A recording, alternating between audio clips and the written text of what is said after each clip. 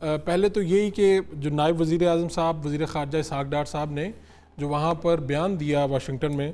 اور اس سے پہلے بہت سی باتیں ہو رہی تھیں کہ پاکستان پر پریشر ہے، پاکستان اس ابراہیمی معاہدے کی طرف بڑھ سکتا ہے، چیزیں ہو رہی تھیں، اور ساتھ ہی ساتھ میں یہ کہ امریکی صدر کا اعلان آبنائے ہرمز کی ناکہ بندی ختم کرنے کا اعلان، کس طرح سے دیکھ رہے ہیں چیزوں کو؟ بہت شکریہ جی۔ دیکھیے، یہ جو بیان ہے اسحاق ڈار صاحب کا، معاہدہ ابراہیمی جس کو ایبراہم ایکارڈز کہتے ہیں، یہ تو پاکستان کی لانگ سٹینڈنگ کنسسٹنٹ پالیسی اس کی عکاسی کرتا ہے۔ اور یہ ریومرز تھیں اور کچھ بیان تھا ٹرمپ صاحب کا، اس کے بعد یہ تاثر اس نے تقویت پائی کہ شاید پاکستان معاہدہ ابراہیمی کی طرف جائے گا، مگر یہ ابھی بہت مشکل ہے ان حالات میں، جبکہ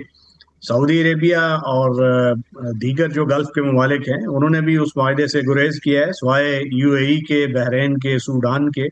تو کوئی اور ملک نہیں ہے اس میں شامل۔ اور یہ ابھی پاکستان اس سٹیج پہ نہیں آیا ہے، کیونکہ گلف میں جو معاملہ ہے ایران اور امریکہ کی جنگ کا، یہ ابھی تک جاری ہے، اور اسرائیل کے ساتھ بنیادی تنازع اس وقت جو پیلسٹینینز کی ٹو اسٹیٹ سولوشن کی حد تک ڈفرینسز ہیں وہ برقرار ہیں، اور سعودی عربیہ کا جو ایک انیشیٹو تھا اور اس کے بعد ٹو اسٹیٹ سولوشن پہ ان کا جو ایک دیرینہ مطالبہ بھی ہے اور ان کا پروپوزل بھی ہے، بہت سے مسلم ممالک اور دیگر ایون یورپین ممالک اس کے حامی ہیں، پاکستان اس کی پیروی کرتا ہے، اور اس طرف میرا نہیں خیال کہ کسی بھی صورت ان حالات میں جایا جا سکتا ہے۔ رہا معاملہ ایران اور امریکہ کی جنگ میں رکاوٹوں کا، تو رکاوٹیں وہی ہیں اس میں جو کہ ان کا بنیادی جو ایک ڈفرنس ہے وہ یہ ہے کہ امریکہ یہ چاہتا ہے کہ اس جنگ سے وہ کلیئر فاتح بن کے ابھرے، اور یہ تاثر ملے ان کی الیکٹوریٹ کو کہ انہوں نے یہ جے سی پی او اے جو اوباما ایڈمنسٹریشن نے کیا تو اس سے بہتر معاہدہ کیا ہے۔ اور دو چیزیں اس میں اسٹیکنگ پوائنٹ ہیں جو ایرانین سمجھتے ہیں کہ آبنائے ہرمز کا اس وقت کھولنا بغیر ان کے کنٹرول کے وہ ان کے سیکورٹی مفادات کا تحفظ نہیں کرے گا، اور دوسرا بالکل جوہری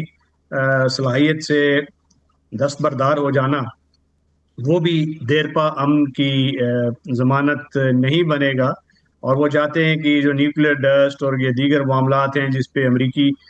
کلیم کر رہے ہیں، اور خاص طور پہ وہ بار بار جو ٹویٹس میں صدر ٹرمپ کہتے ہیں کہ ہم ان کو بالکل ہتھیار بنانے نہیں دیں گے، تو پاسداران انقلاب میں بہت سے دھڑے ہیں، اور کچھ دھڑوں کا یہ خیال ہے کہ یہ معاہدہ اس وقت تک دیر پا نہیں ہو سکتا جب تک ان کو کمپلیٹ جو ایک قسم کا،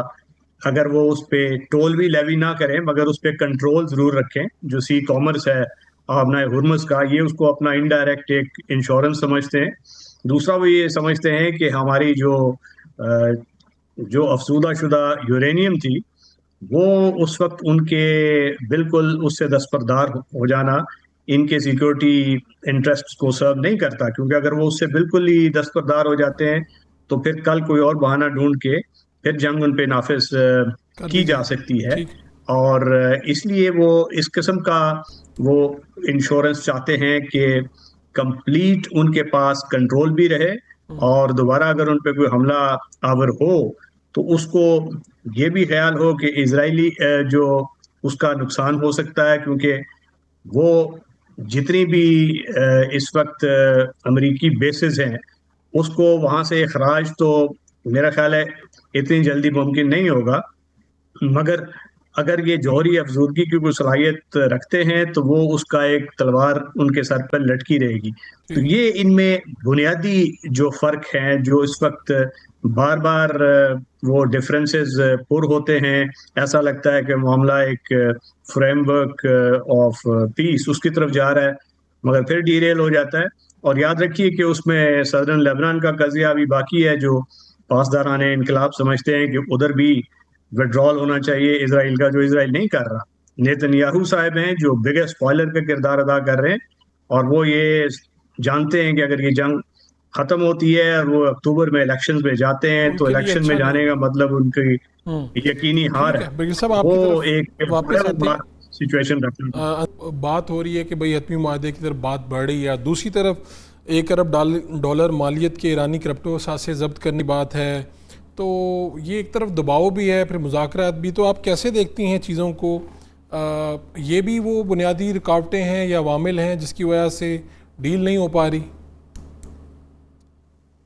دیکھیں میں پہلے تھوڑا سا بھی جو ٹاپک چل رہا تھا ابراہیم اکارڈز والا, اس کے اوپر تھوڑی سی جی آپ کو ایک دوسرا پہلو بتانا چاہوں گی. اس کے بعد ہم ان چیزوں پہ بھی آتے ہیں, امریکہ کس طرح سے اسٹریٹجک لیوریج لے رہا ہے. دیکھیں, merging the Iran peace deal with the grand bargain کسی طرح میں حاصل کر سکوں مشرق وسطیٰ میں. اب یہاں پہ لیوریج کیا لی جا رہی ہے کہ وائٹ ہاؤس اس کی جو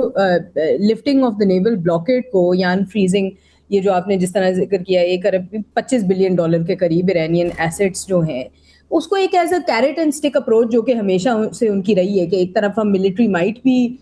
پریزنٹ کرتے رہیں اور دباؤ بھی ڈالتے رہیں اور ساتھ ساتھ ایک کیرٹ بھی دیتے رہیں, جس طرح یہ انفریزنگ آف دی ایسٹس کی بات ہوئی. ٹرمپ کا لاجک اس وقت بڑا سمپل ہے کہ اگر U S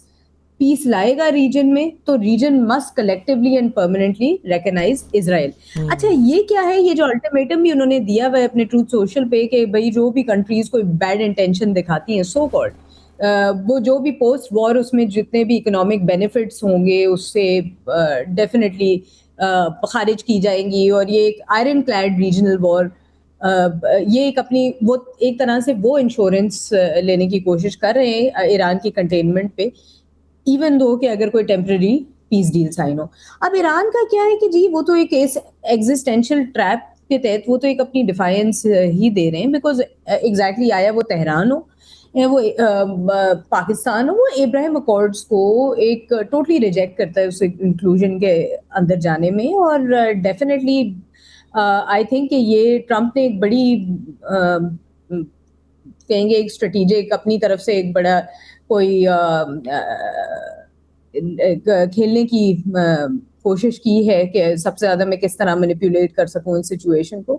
so definitely Iran نے ہمیشہ ابراہیم اکارڈز کو ایک پیس ٹریٹی کی طرح نہیں مگر ایک hostile U S backed military اور انٹیلیجنس الائنس کی طرح دیکھا ہے, جس سے آپ تہران کو کمپلیٹلی آئسولیٹ کر دیتے ہیں. سو ڈیفینیٹلی ایک ریڈ لائن یہاں ہم دیکھتے ہیں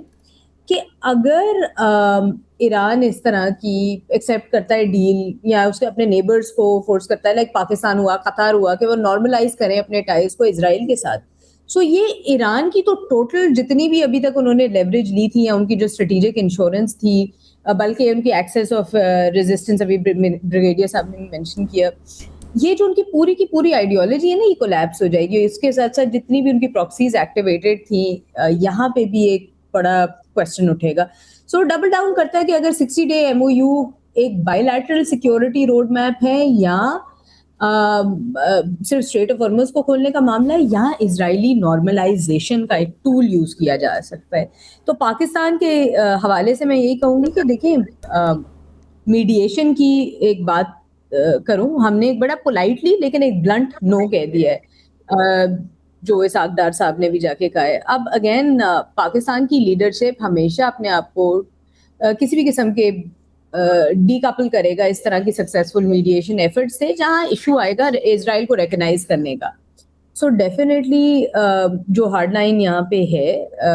وہ یہی ہے کہ پاکستان کا بڑا ایک اسٹرکٹ اور کانسٹیٹیوشنل سٹانس ہے کہ زیرو فلیکسیبلٹی ہوگی ریکگنیشن آف اسرائیل. ٹھیک ہے, اب نہیں اس کے اوپر آتے ہیں کہ اب ہم جب ڈپلومیٹک ٹائٹ روپ کہاں بن رہی ہے. پاکستان نے ڈیفینیٹلی ہم جب بات کرتے ہیں کہ ایک بورڈ آف پیس بھی جوائن کر لیا, اب یہ بھی آن دی ادر ہینڈ تو ہم نے ایک بڑی اچھی کنڈیشن ڈالی ہے کہ کیا اسرائیل پیلسٹینین ٹیریٹریز کو القدس